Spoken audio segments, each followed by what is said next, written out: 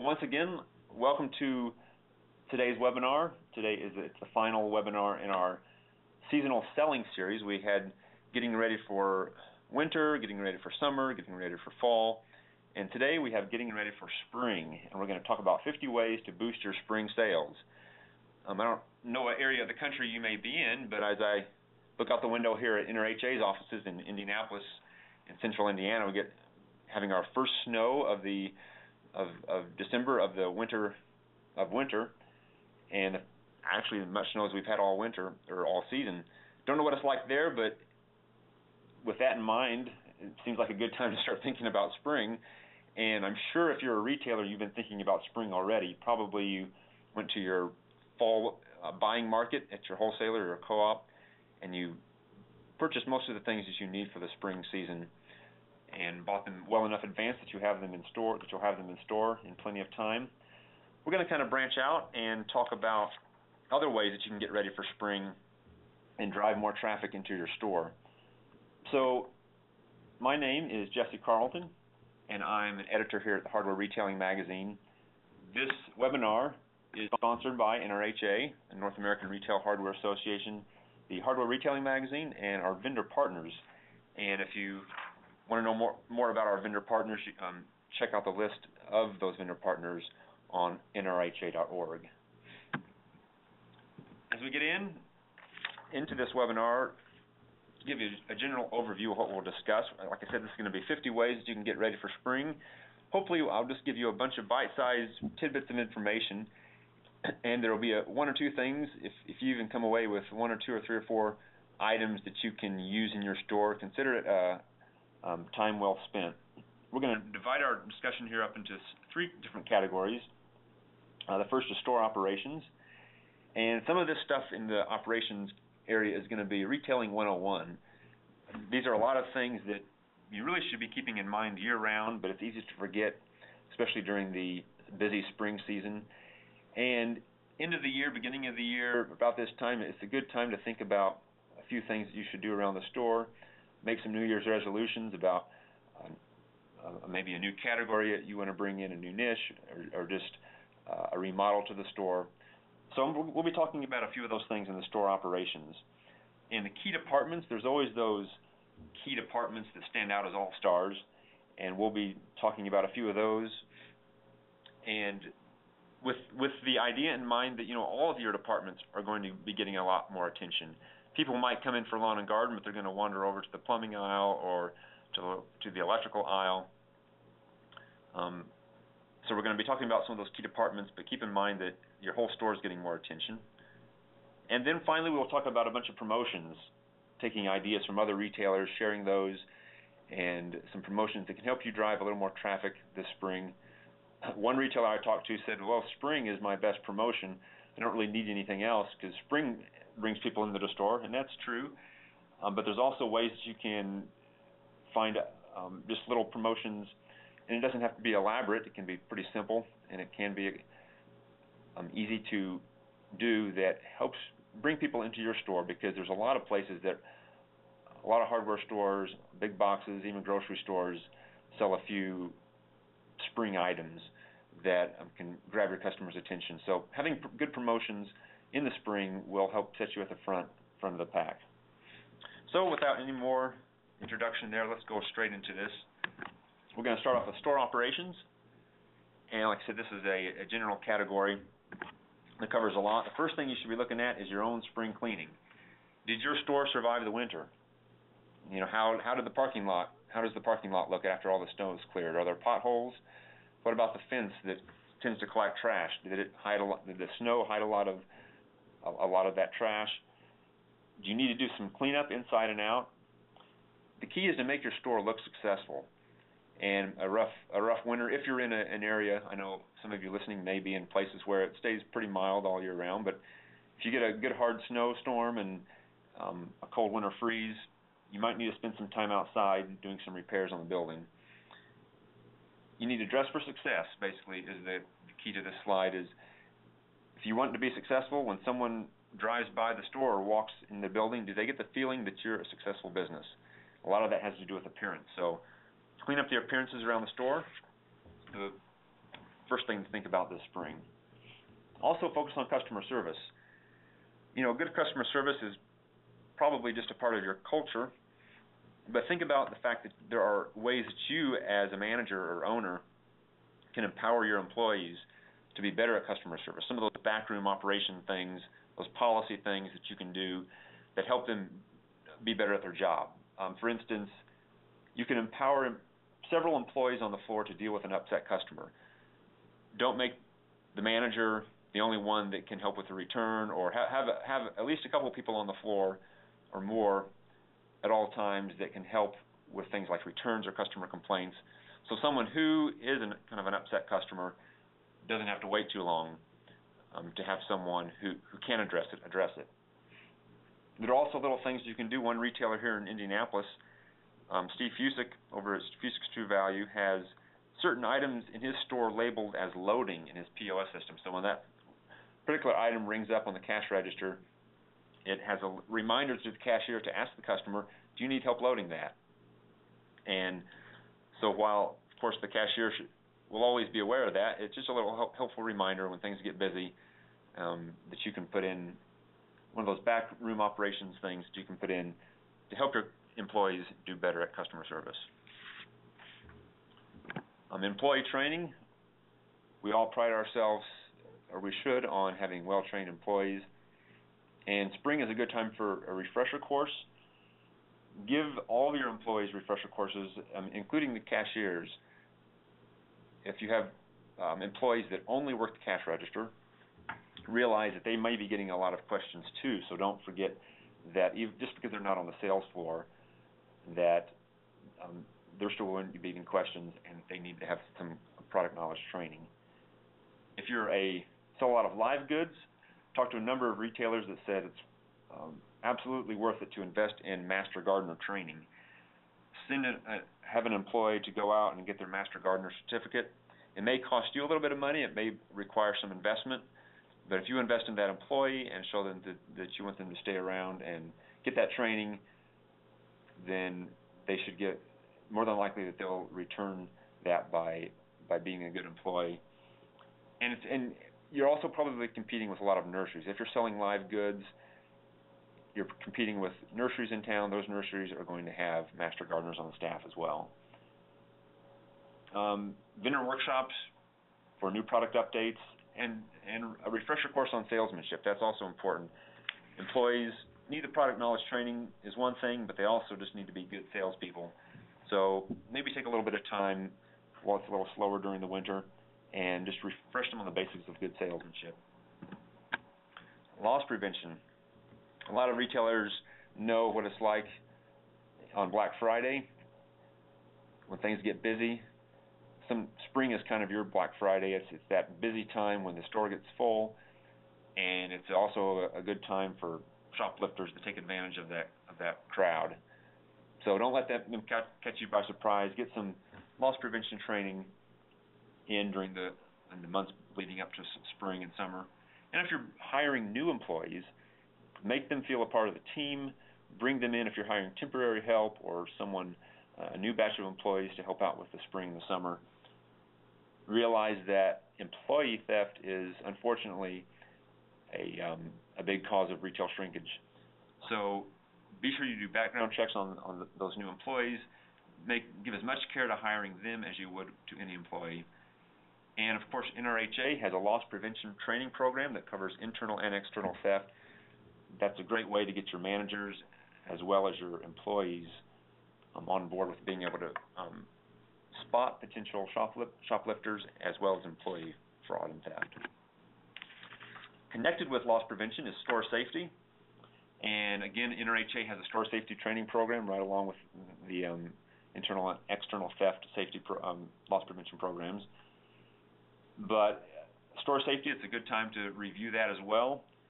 Again, when the store gets busy and people are cutting a lot of keys or threading a lot of pipe or sharpening a lot of lawnmower blades, make sure that employees are well versed on the safety, how to safely operate that machinery. And practice it now so it just becomes second nature when they get busy. Order early, we kind of mentioned this earlier. all of you should have probably ordered most of your stuff for spring already. And are you ready for those early birds? No matter how early you get something out there, it's probably not too early. End of February, beginning of March, generally what retailers tell me, that when they start getting their product out, just about the time the Christmas things clear out, and those seasonal items, they're starting to load up on the bags of fertilizer in the power aisles. Are you ready for that early bird, the person who just can't wait, and as soon as even before the first frost or after the last frost, they're ready to go? And be ready for every customer, no matter how early they may be. Here's a niche little picture of a bonsai tree. I was at McGuckin's Hardware over in Boulder, Colorado, and they sell bonsai plants, which is kind of a neat little niche item. They actually have a full-service flower shop, and this is in that flower shop. But it's an idea of a niche category that you can use to kind of set yourself apart from some of the other competition in town, the other retailers who may be trying to sell the live goods, the lawn and garden. Actually, a niche category could be anything, and this is a great way to add a little more to your store, give people an extra reason to come. It doesn't have to be in the lawn and garden. It could be in just about anything. But some of the keys to choosing a niche category is to find something that you have a personal interest in, or maybe your employees have a personal interest in. Something that gets you excited, like a hobby, or gets your employees excited. More than likely you'll be more successful at doing it, at finding products, at filling out the niche if you find something that you're excited about. Something that's unique in your area. And also, one of the keys to being successful in a niche category is starting small. Don't buy 16 feet of something, but just buy a few products, see how they work, and then you can let it grow from there. Another store operation thing that is good to do in the spring, especially at the beginning of the year, is plan your advertising for the year. Now, next month, we'll be doing another webinar on advertising. We'll share some research and some trends and some ways that retailers are advertising today. So I encourage you to tune in for that. But in the meantime, be thinking about how to plan your advertising. We did a survey a couple of years ago, actually it was just last year, and asked retailers what they would be spending on different types of advertising. And most of them were going to be increasing their spending on social media and websites, direct mail ads. Those are some of the new ways of advertising. Traditional circulars are still big. People are still using those. Retailers are still using those. Consumers still use them to shop. But you might think about branching out to a new form if you haven't tried some of the newer media like direct mail, or that's not really new, but social media or emails, some of those things that haven't been around for as long. If you haven't tried it yet, this year might be a good time to start that. And the spring is a good time to do that. Also, it's a good time to plan out your promotions so you have a good idea of what you're going to be running throughout the season. And that helps assure you that you are rotating your end caps frequently. Right along with that, with end caps, refresh your displays. We mentioned before that the entire store will be getting more traffic, so look for holes in your assortments now. It's a good time to just kind of go through the store, make sure that you're not missing products. It's a good time to find those dead or slow-moving items, decide if they're really worth the inventory space, and maybe replace them with something new or something that fills out that category a little bit better. Also, look for unique displays and let your employees take a hand in creating those displays. I talked with one retailer who teaches her employees the basics of putting together a display, and then kind of turns them loose. Said, here's some products, or here's an end cap that we want to put together. Come up with a good idea for making it colorful and unique and eye-catching. And she says she's usually surprised and pleased with the way they handle that. Let an employee take ownership of a display and see where it goes, and you could be surprised. Project sales. Here's another good thing to review. Spring is the time for starting projects. especially like I mentioned before, if you're in an area of the country that it's snowy and cold and people don't want to get out. Spring hits, they want to start a project. It might be planting the garden or painting the house. It could be building a deck. There's all kinds of things that they might want to do. So your job is to be there at the beginning of the project. Don't be just kind of the one that sells the fill-in items, unless it's, depending on what kind of project it is, of course. But find the projects that you can sell in your store and train your employees to know those projects and to know how to sell the project. Of course, you need to review your assortments to make sure you can sell the whole project, and then post reminders in the store so that people know, shoppers can tell right at a glance all the things that they need, in addition to your employees kind of prompting them along. We mentioned cleaning, spring cleaning. There's also daily cleaning that needs to be done, and it's a good idea to have a plan for that, especially in areas that get kind of messy. There's a lot of female traffic in lawn and garden areas, and all kinds of shoppers, in particular female shoppers, like to see a clean store. So have a plan for those areas that are prone to get messy, those tomato cages, the garden hoses, some of the potted plants that can spill the dirt. Make sure there's an employee assigned to keep those areas tidy throughout the day, even when it gets kind of busy. And that puts a little less stress on you, because if you have an employee who's taking charge of that, then you can put your mind on other things. So get that plan going ahead of time, so when things do get busy, you don't have to try to create the plan. And finally, for the store operations part, add PlanltDIY to your website. If you don't know what PlanltDIY is, I encourage you to write down this web address, PlanltDIY.com, and then look it up after the webinar is over. This is a great resource for you. It's free, and it's a initiative that NRHA has developed, and we are still developing, continue to develop an initiative to brand independent retail hardware stores to the consumer. And this website has a lot of product information, has how-to videos, FAQs, project lists, it has a store locator, and you can put a link from your website directly to NRHA's PlanltDIY website for no cost to you. So I encourage you to check out that website, and then there's a lot more that we have to offer as well, and ask us questions, send us emails, and get that going.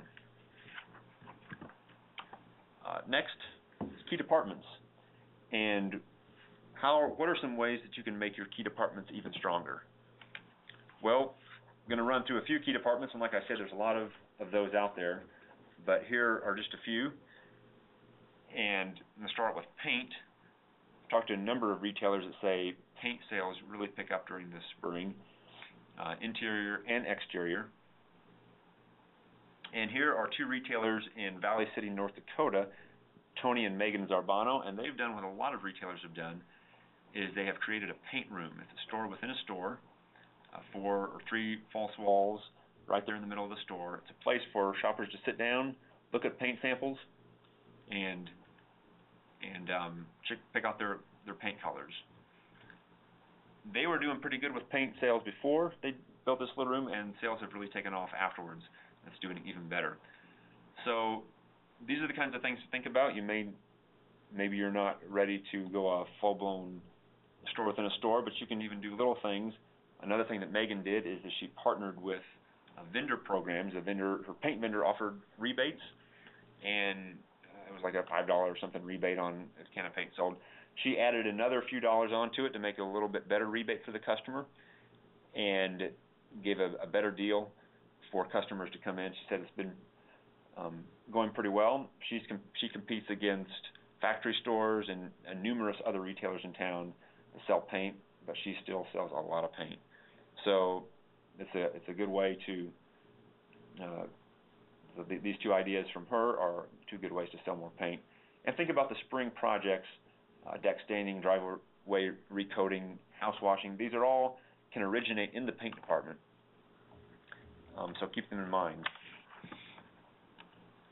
Lawn and garden, another a retailer over in Minnesota, Lyle Patzer, sells a lot of lawn and garden, sells a lot of the bag goods, and you're all familiar with the 4-step programs.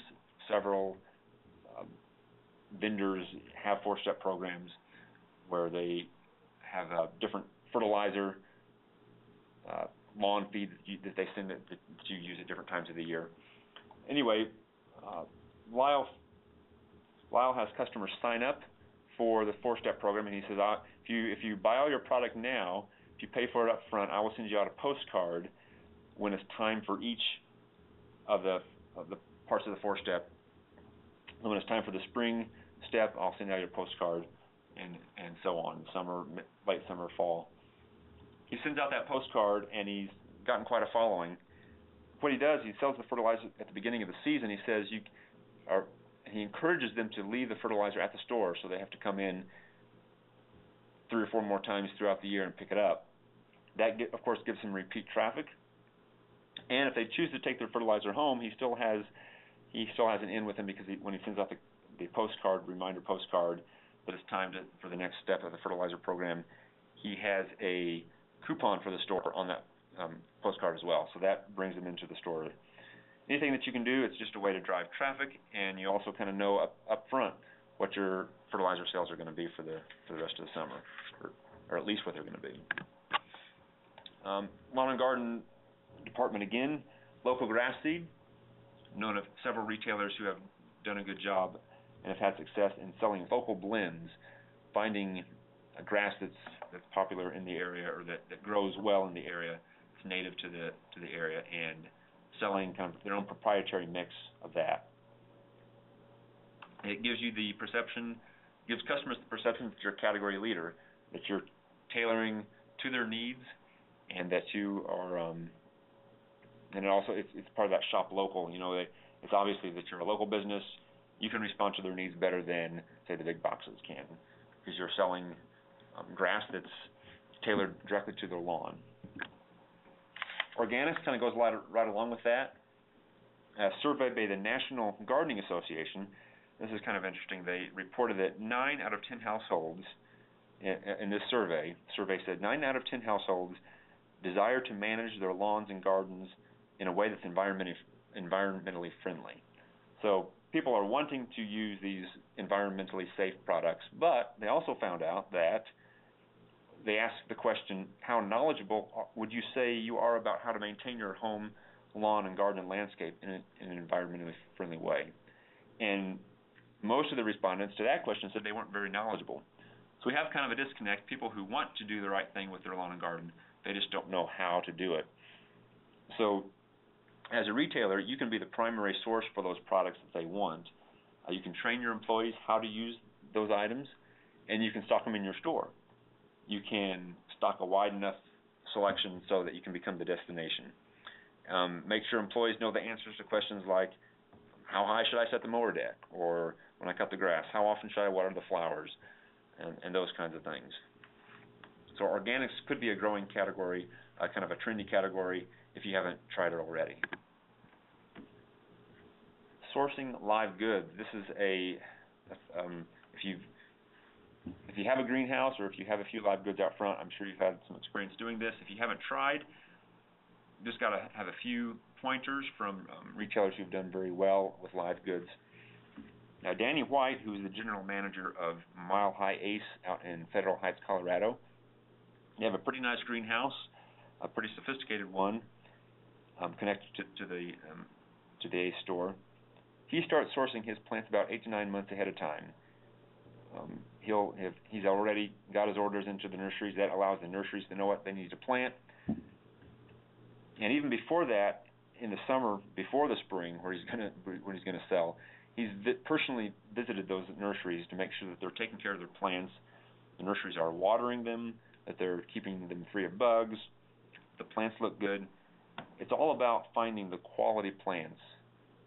If you sell you can sell a plant for really cheap, for a low price, but if it dies as soon as it gets home with the customer, then they're probably going to go somewhere else and not going to be too happy with your store. So think about quality of plants, and that starts with knowing who you buy from, knowing those nurseries. And when you do find a vendor who can do a good job and who you can have a good relationship with, then look for something unusual too. Look for a plant that others may not be stocking.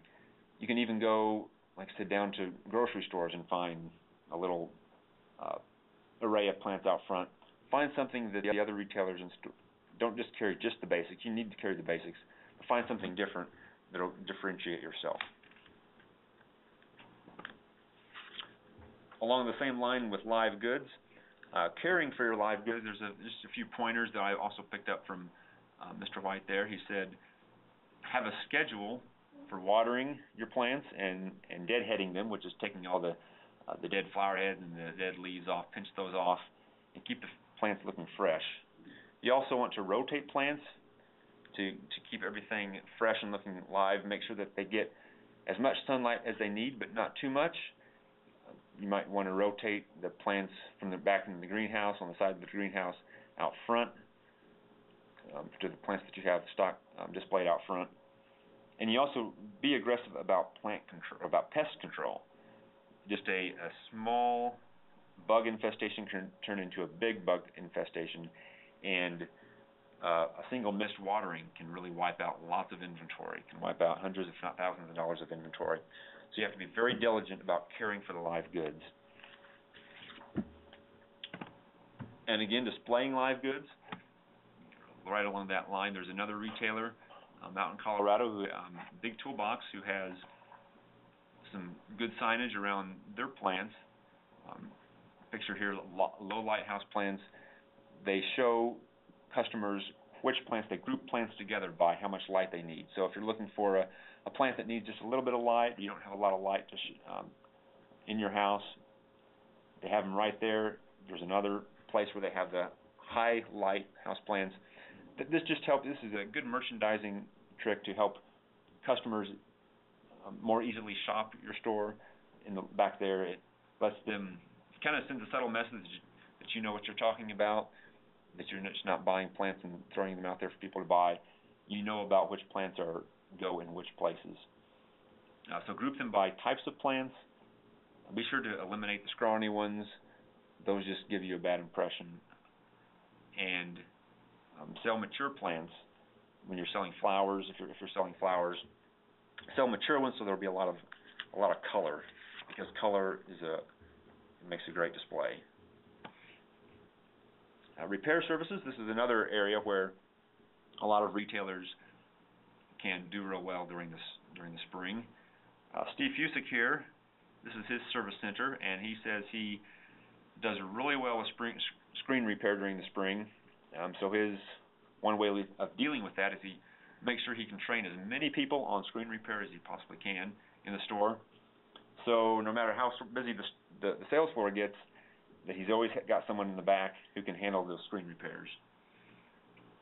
And he makes sure that they can get it on time. He says one good policy is to under-promise but over-deliver on when you tell them, oh, it can be done in 3 or 4 days. If you tell them that, have it done in a couple of days. So they're a happy customer. They're not waiting. They're not calling you asking, when is my screen repair done? And we'll talk about a few more repair services in a minute. The wild bird display. This is again from the Zarbano store out in North Dakota. They were doing pretty good. Well, they had always sold wild bird seed, but it was kind of in the back of the store, kind of hidden away. And when they remodeled their store, they decided to bring it up front, put it on a nice display, and sales just took off. People said, I didn't know you carried that. And suddenly they found that a lot of their shoppers were bird lovers, and that they wanted to buy a birdhouse. So this is a great way to capitalize on kind of that unique niche item that you might have. You can also, if you want to go the extra step with this, stock a few bird watching books. People have the bird feeders out there. They may decide to get interested in identifying some of those birds that are flying around. So encourage kind of a hobby, and you'll encourage a frequent customer. Spring cleaning is another category that should do well in the spring. If you want to maybe take this the extra step, make sure you're offering those green products, those green cleaners, environmentally friendly cleaners, and as well as the name brand stuff. There may be a lot of the name brands have a green line, but make sure you have the basics, the name brands that everybody recognizes.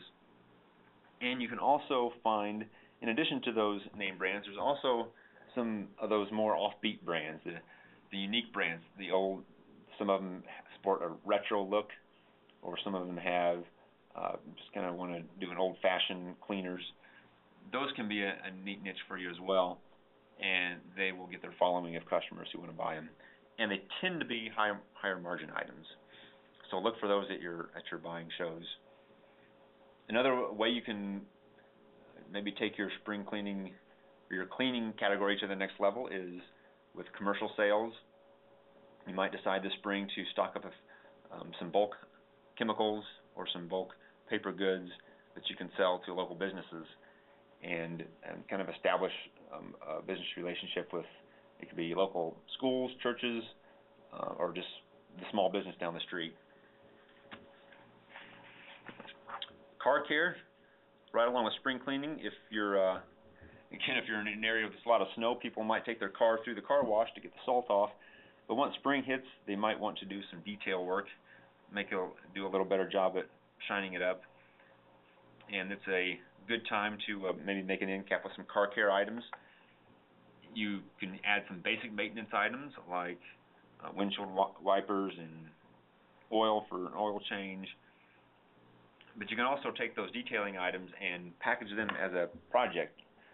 You know, make your own kind of car wash kit, put in some soap, some polish, some washer mitts, some chamois cloths, and sell that as a package. And that's a great way to combine some of the loss leader items with higher margin items, and it gives you something that no one else is offering because you packaged it yourself. Small engine repair is a great way to bring traffic into the store, but one of the things with small engine repairs, a lot of people bring their lawnmower in at the right when it's time to mow the grass, and you suddenly get bombarded with a bunch of lawnmower blades that need sharpened, or a lot of lawnmowers that need tuned up. Joe Hanselman, who's a retailer out in Hillsdale, New York, he's kind of helped solve that problem by encouraging customers to get in early, to bring their lawnmowers in, before they need them. He sends out postcards in February or March, even as early as that, even when there's still snow on the ground. He says, if you bring your lawnmower in to be serviced, get it tuned up for the spring, I'll deliver it for free, or there'll be some sort of perk that comes along with that. And that, of course, helps him to avoid the backlog during the spring. And so his shop still gets the business, but it just isn't busy all at once. Also, another tip I picked up from another retailer, he says if you offer repairs for the pro customer, then make sure that you give them priority. Put them at the front of the line, even if you have several other lawnmowers there, for the homeowners. Put that pro customer at the front of the line and get that repair done as quickly as possible, because they are on the job, and a day that their lawnmower is out of service is the day that they don't get paid, and they can be a pretty loyal customer too, in a lot of business. So always give preference to your pro customers. Along with outdoor power equipment, just a few ideas on how to display it. Every retailer I talk to who sells lawnmowers, say, or string trimmers or weed eater, or leaf blowers, says show them out of the box. Don't sell them in the box, but have a few models on display out of the box. Let customers test drive. Have a large parking lot or somewhere where they can take the lawnmower out, just like they were buying a new car, and test that thing out, see how it works. The Fredonia Group, a place that we sometimes go to get some trends, projects that in the lawn and garden outdoor power equipment category, lawnmowers continue to have the most sales, and of course in that category, gas-powered equipment continues to lead sales, But battery-powered equipment is on the continual rise. It continues to grow. So if you haven't stocked any battery-powered equipment, it's a thing that more and more consumers are looking for. I even talked to a retailer out in Wyoming, and you think, well, Wyoming, they don't have any use for the battery-powered things because they got big lawns and they have the gas. But he said that even his customers in a rural area were buying battery-powered lawnmowers and string trimmers. Part of that is because they're shrinking down the size of the lawns because of water conservation. But more than likely, anywhere you are in the country, at least give the battery-powered equipment a shot, because it is something that more and more consumers are looking for. And along with that, interchangeable batteries continue to be hot items. Consumers want to be able to buy a tool, say a string trimmer, and use the same battery to power the leaf blower, or maybe it might even power the cordless drill or the circular saw. So having that series of tools where one battery powers them all is kind of a popular thing now. Bicycles, our next category here. This is a niche that appeals to all ages. You can sell bicycles for kids, bicycles for adults. A bike rodeo is a great way to draw some excitement. Invite the local firemen or the police to talk about bicycle safety. Have a simple bike course set up, and you can draw some excitement there. Rental, don't need to say too much about that, but it's another category that can do pretty well in the spring, especially since more and more consumers are looking for ways to save money. They may not be hiring a professional to do the lawn work for them. They might want to rent a tool. You might, if you sell party stuff, if you rent party items, then look for ways to sell to like graduation parties and weddings. Also, outdoor living. This is an area that continues to grow. It's not going away.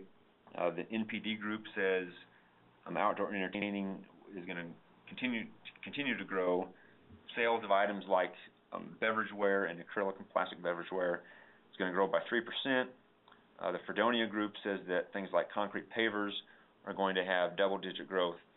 So if you're not in one of these categories and you were thinking about it, here's just another little bit of research that says that it may be a good way to go. Outdoor living. One last thing before we get into promotions is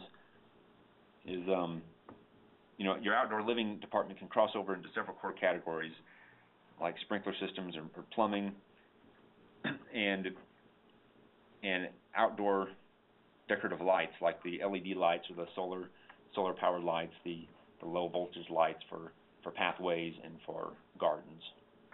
So look for areas to kind of cross over into lawn and garden with some of your other core categories. Finally, in promotions, we'll run through a few of these. And again, this is just to give you a few ideas of things that other retailers have tried. Talked to a few retailers that have come up with bridal registries. Spring's a popular time for weddings, or it can be, you could even do it would be weddings or other special events like that. So tie in, you might sell housewares, but you also might have party rental items. So look for ways to sell both of those with a bridal registry, and of course not just registering for the fancy houseware things that you might sell, but think of just basic home improvement items that they might need, new mops or other grills. You could sell a grill. You could put that on the registry as well. Anything that a new couple might want to have. Promotional items. There's a lot of retailers that find ways to promote their store on just about any product that they stick out there, and you don't have to necessarily give it away. There's a lot of retailers that will sell those promotional items at a promotional price, the lower end gloves, or even like a big bucket, a 5-gallon bucket with your name on it. Look for those high visibility items, like the lawn bags are a great example, because they're out there in the lawn, and they're out on the curbside with your name plastered all over it. So look for those kinds of items to to get in your store. Another kind of an event, maybe, or a special service, whatever you call it, the one retailer tried. Now this is again Lyle Patzer of Patzer's Hardware. He tried a free soil testing service. He had a day when people could come in and bring a sample of their soil, and he'd tell them, you have a little testing kit there. But he found that it was so popular that he attracted such a large crowd. He had people lined up waiting for their soil to be tested. And so he decided the next time to make it a little easier on himself, he brought in the local 4-H group and help ease the burden on his staff of testing soil all day. But regardless, he said it was a great event. He said that just brought in a lot of people. It's a thing that people may not know where to get their soil tested. They may not even realize the benefits of doing that, but you can educate them on soil testing and bring them in, test the soil, and then educate them on the different products that they need to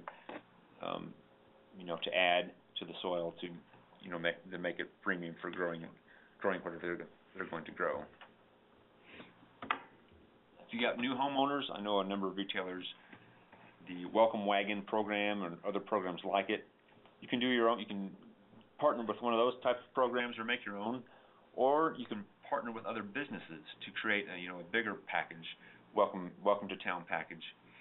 And not only does it kind of connect you with other local businesses, but it invites this new homeowner to shop local and to show them, here's a list of local businesses and places to shop. And I'd also try the thing with new renters. Don't limit it just to new homeowners if you really want to expand. Talked to a retailer who partnered with a local lumber yard to build a deck in his store, and the lumber yard offered to build the deck for free. The lumber yard said, can we send our customers over there because we don't have space to show off all the different types of wood that we have to offer. So the retailer, of course, said sure, and it was a win-win situation for both of them because this retailer was able to put his grills, and he had and bird feeders and other lawn furniture on this deck in the store, and he had new customers, and the lumber yards sold a lot of tech packages. So find ways to partner with other businesses that may be doing something a little different than you, and something that can benefit the both of you. Those products that are seen on TV, don't be caught off guard when someone asks you about a product they saw in a commercial. There's a lot of products that have national advertising attached to them. Know which products those are, and know how to talk to customers about them. Also, make sure your employees are informed about those products. That's some good bit of free advertising for you on those national ad campaigns. Steve Fusick again down here in Indianapolis, and he has a happy hour. One of the ways he promotes his store year-round, but I know he uses it particularly in the summer, is every weekday from 4 to 6 p.m. he offers a 10% discount on everything in the store. And he's in an urban location, and what he tries to do is a lot of the customers that pass by his store are just commuters into town for work, and they're flying past on the road back to home. So he's trying to capture that business during that critical rush hour time and offering that extra discount. He's also done something kind of neat. He's made a giant hammer mounted on foam board, and with his store and the Get Hammered slogan on there, and he's put it on the gates at parking garages. So when someone pulls up to a parking garage to exit, they see his promotion right there in front of them. This is, you all may have had, or at least know of retailers who have the photo with Santa, where they bring Santa in and let kids take their picture with Mr. Claus. Well, I was reading about another retailer who has a pretty nice greenhouse. It's actually a nursery, but they have a little gazebo, and what they had done is they had invited some of the employees' children when these kids were getting ready to go to prom to come stop by the store and just take a picture at the gazebo. It was a nice area there in the store, and it had flowers and a garden, and it caught on. And before long, this past year they said they made it into an annual event. They had about 100 couples come by the store and take their picture before going off to prom. So if you have an area like that, if you have a a nice garden center or a place that you can have a nice backdrop for a photo, take advantage of that and maybe invite kids before they go off to prom or some other special event. Also think about Mother's Day. Offer a free photo with your mom if you come in, and then have them come back and pick up the photo a couple of days later. And it's a great way to build some memories among those younger, that younger group of consumers. So what I hear from retailers a lot is that they're losing some of the younger generation of customers. So this is just one of the many ways that you can bring in a younger group of customers to start exposing them to your store and building some good memories there. We go down to Louisville, Kentucky. Brownsboro Hardware and Paint, Jim Lear there, has a grill cleaning service, and this is a thing he's been doing for several years. And the way it works is an employee goes to the customer's home, thoroughly cleans the grill, and replaces any broken parts. And of course, it prompts and he promotes the customer, the service to any customer that has bought a grill from him in the past few years. He charges about $90 for the service, at least he did a few years ago, and he lets the employees go, and the way it works, he lets the employees go on their own time and collect a commission on each grill that they clean, and it's pretty good service for him.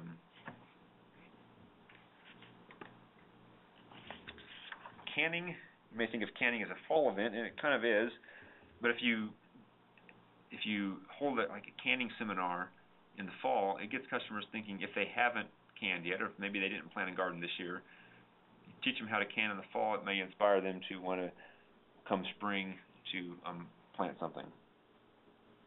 If you put on a workshop, you want to include things like how to pressure test, how to do the seals, include some recipes. I had one retailer that did this.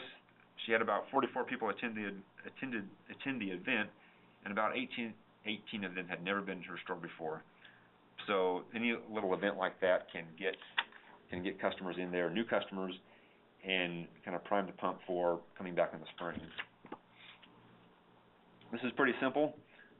Dennis Berry down at Berry's Paint and Hardware in Florida has a grill out front of the store, and occasionally he'll just throw a slab of meat out there and let it cook for a few hours. Of course, if it's around dinner time, people are getting hungry, they smell the meat cooking. Sometimes he'll give it away, sometimes he'll just take it home and eat it himself. Nevertheless, it creates a little bit, just an extra, another sensory element to the store. People smell the meat cooking, they see the grill in action, and they can go check it out and maybe buy one themselves. So it's just a great little promotion. Doesn't cost any more than what it might cost you to buy dinner. Another trend that we've seen, I know we've talked about quite a bit at NRHA, is local products. Look for products that are locally made. The All-American store in Ohio sells a lot of outdoor furniture, and this lawn, these two lawn chairs and the fire pit, and even I think the rug maybe, is all locally made.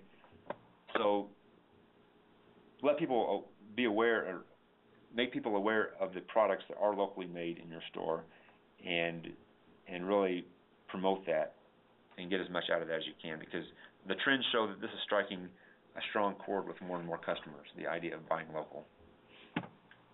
Pets, of course, spring is a time for puppies and kitties, so and if families are getting their first pet, you can be the first one to sell them a new collar or a treat for their new pet. If you have a store dog, make sure that dog is wearing a fashionable collar from your collection. This is a place where people still spend a lot of money, so there's several ways that you can promote this department. Just a couple ideas here. Have a community bulletin board of customers' pets. If their pet's wearing one of the latest fashions and leashes, then let them post a picture on the bulletin board. And people always like to see pictures of their pets up on display. In-store workshops, this is another great way to bring in the younger customers. You can, and of course it doesn't have to be younger customers. You can have a kids workshop where they learn how to build a simple project. You can have something more grown up like painting a room or wiring a simple or installing a simple light fixture. Look for ways to have these simple in-store workshops, and you can even bring in vendors to demonstrate their products and take some of the burden off of you of having to staff the event. Milkshakes. You may have seen this little thing in our magazine before. James Cabarack, down in a retailer down in Louisiana, added a simple milkshake machine to his store. It was just it doesn't take up much space, and his initial promotion was he gave away a free milkshake to any kid that got good grades. I think he may have given away like 1,000 milkshakes or something. But whatever the number was, for every coupon that he gave away, he ended up selling 2 or 3 milkshakes on that visit. So mom would come in and get the free milkshake for little Johnny, but the other 2 kids who were with her who may not have gotten such good grades, then they got a milkshake too, and she got a milkshake. So he paid for this fairly quickly. It's just a little thing that can draw some excitement, and you don't expect to see a milkshake machine in a hardware store, so why not? Another thing, little simple promotion, is a store that said, put up just a little sign, let us pot it for you. If you buy a plant and a pot, then we'll stick the plant in the pot. We'll pot it right there. It's an easy way to add value to the sale. It shouldn't take too long to put the plant in the pot if they have a fancy pot that they want to use. You can let the customer watch you do it, which allows you to spend a little educational time with the customer, show them the ins and outs of potting and planting, and then you go into the add-on sales. Here's what you need to buy to keep it fertilized, and if you want to buy another plant and do it yourself, here's how you do it. It reinforces your customer service image too. It shows that you are the one who knows about plants. Rolling right along with our extreme makeover. This is kind of an elaborate promotion, but there was a retailer several years ago that did this. They sponsored an ugliest yard contest, and they partnered with a local landscaper, and they awarded one lucky winner a backyard makeover. So they made quite an event out of this. The winner went away for the day or whatever, however long it took, and they came back, and just like the Extreme Makeover Home Series, they had the media there catching their gasp and their awes about their new landscaped backyard. Of course, it took some investment from the retailer and of course a partnership with the landscaper, but it did get them quite a bit of media coverage, and it was a pretty successful event for them. If you want to go a little bit smaller, maybe just have an ugliest yard contest and pick a winner, and maybe just donate some supplies to help them fix it up on their labors on their own. Or you can ask customers to submit some before and after pictures of their favorite do-it-yourself project, maybe an ugly bathroom that they remodeled, and then have a little contest to see who did the most drastic change. And customers love showing off their skills, their do-it-yourself skills. Even the contractors, those who are professional rehabbers, may want to show the worst thing that they ever had to tackle and how good it turned out later. So that gives them some bragging rights, and it helps bring that community of do-it-yourselfers together in your store and gives them another reason to connect. Another retailer, John Phillips, out in upstate New York, he created the Fix-It Club, and his son volunteers with a local group that mentors special needs children, and John is the owner. He is a coach for several sports teams, so he kind of decided to bring the two together in what he called the Fix It Up Club. During the event, the way it works is that he matches up one of the youth from the ball teams with one of the youth from the special needs group, and the two of them pair up to complete just a simple building project. And it works well because it's both of the kids get something out of it. One of them may be learning how to build something. The other one may be learning how to be more comfortable around someone that's different than they are. So it creates a good feeling in the store, and like I said, it also creates a connection with customers who are on the younger side, and it exposes them to something other than just the big box retailers out there. And it's also just a great way. He enjoys just the fact that he's doing something good in his community. Loyalty cards. Consumers have almost come to expect some sort of a loyalty card or some special treatment for shopping with you. If you aren't doing it, you can be sure that one of your competitors is. So it doesn't have to be anything elaborate. One retailer, it's as simple as you bring in your card every month. Every month you come in and get a free light bulb. It's called the Light Bulb Club. It seems pretty simple, but it brings customers in the door. They know they can get their free light bulb, and they're probably going to buy a few things as well. And it's not hard, it's not complicated to manage. Another retailer has a bird feeding club card, and if you're a member of the club, then you get special discounts on freebies and different bird feeding items. So it's a pretty easy way to draw in loyalty, and it can be as complicated or as simple as you'd like it to be. Finally, a great way to show support for your community is to show support for local organizations. You don't want your store to seem too chaotic in the spring, of course. It's going to be chaotic enough.